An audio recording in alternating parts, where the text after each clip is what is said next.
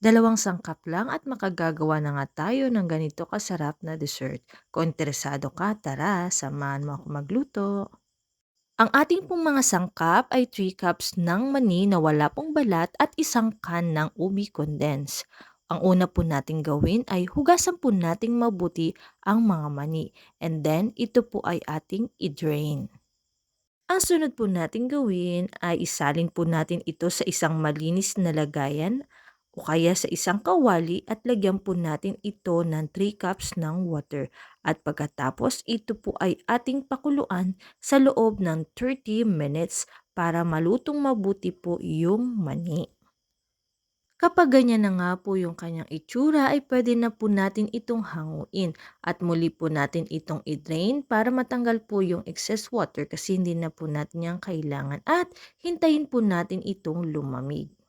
Kapag malamig na ay durugin naman po natin ito gamit po ang food processor. Kapag wala naman po kayong food processor, pwede nyo po itong durugin ng mano-mano.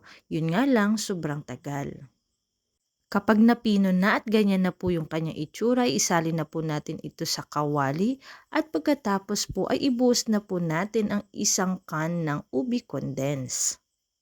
At simulan na po natin itong imekos-mekos. Kailangan po lahat ng mani ay malagyan ng ubi bago naman po natin ito isalang sa mahinang apoy. Palagian po natin itong haluin upang hindi po masunog yung nasa ilalim. At kapag nakita po natin ganyan, hindi na siya dumidikit, ay pwede na po natin itong hanguin. Kumuha na nga pala ako dyan ng isang molder at nilagyan ko po ito ng parchment paper sa ilalim para mamaya ay mabilis ko na lamang po itong matanggal.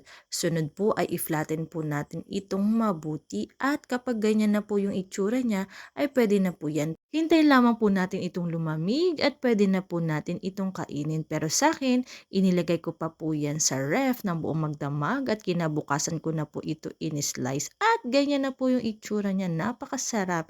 Puwedeng-puwede mo rin itong pangnegosyo. Kaya kung umabot ka sa dulo ng video ito, maaari po bang paki-comment kung taga-saan ka at paki-share na rin po ang video ito. Salamat po. Bye.